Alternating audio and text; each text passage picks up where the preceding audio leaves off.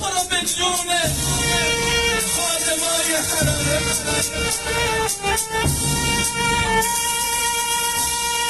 امام رضا من دلم و گره زدم به پنجره فولاد تو آخه پنجره فولاد رضا درد رو دوا میده پنجره فولاد رضاست مریضان شفا میده پنجره فولاد آقا برات کربلا میده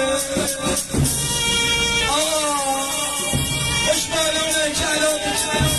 کنار سقاخونه دارن آب میخورن خوشبالونه که کنار چای خونه دارن چای نمیخورن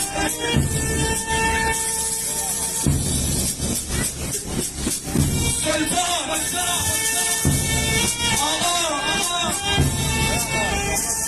مگه تو سلطان نیستی تو مگه نوکر نیستی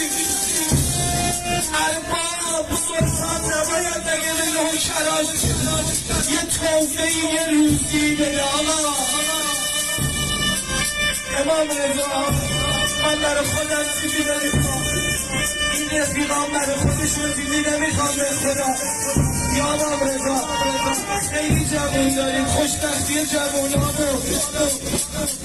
شنات اخلاقی خانوادگی ها اونایی که منجرن امام رضا قرضدارا پدر مادرهایی که دستشون دارن شهرنده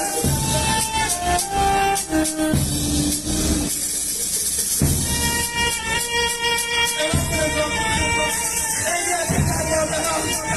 دستشون داره یه بچه هاشون شهرمنده یا امام رضا تو سلطان ایرانی و من میگم 60 روز این بچه ها برای جدت حسین سیبه زدن برای جدت حسین گریه کردن نه استادن نه خوابیدن نه خوردن نه آشامیدن سختی کشیدن فقط به این امیدی که یه مریضی از این در حسینیه بیاد تو بگه من از این پرچم گرفتم یا موقعا امشب شبه که سرت خیلی شلوغه اما دیدم زائر بیادم تو حرمت جا نشه امکان نداره هر چقدر زائر زیاد باشه تو حرمت جا میشه اما میخوام یه چیز بگم امام رضا تو رو جان مادر زهرا اون مادری که تا لحظه تخلیص و شکسته رو به کسی نشون نداد اون لحظه که امیرالمومنین رو بریز آب روان اسما به جسم اطهر زهرا ولی آهسته آهسته یه لحظه دیدن امیرالمومنین داره داد میزنه گفتن آقا جان چی شد گفت خانومم عزیزم حاله تنم چند روز پهلو شکسته تو من علی نفهمیدم یا امام رضا یا امام رضا چرا قسمت میدم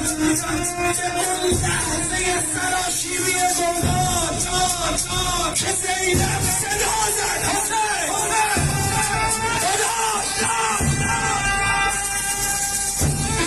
بیا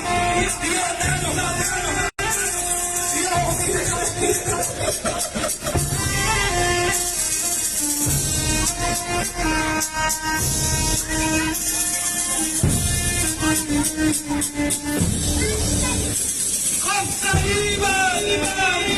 وحیدا فریدا میگفت شب بود و خیلی کشیدا قریبا وحیدا فریدا شب بود سینا فریدا قریبا وحیدا فریدا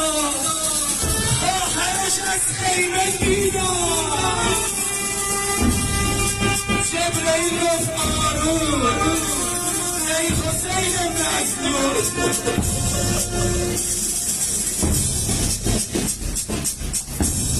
یا امام رضا یا امام رضا آقا شما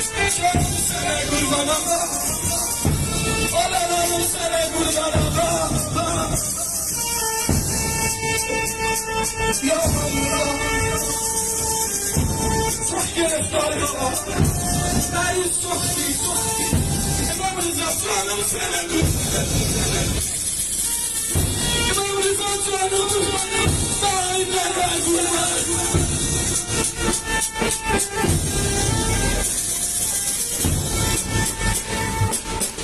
آخ یا امام رضا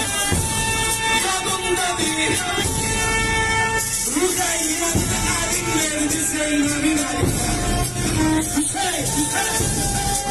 که دل پیدانه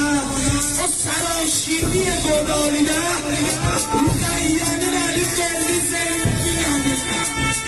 ببی زینب آلم yatmıyor yatmıyorsun Zeynep Ruh'a geldi gözden atmıyorsun Zeynep İmam Rıza bu gece sen bizi gözden atmıyorsun ama biz seninle uçarıyız ya İmam Rıza ama değil sana canım var yine perşembe bir taraftasıyım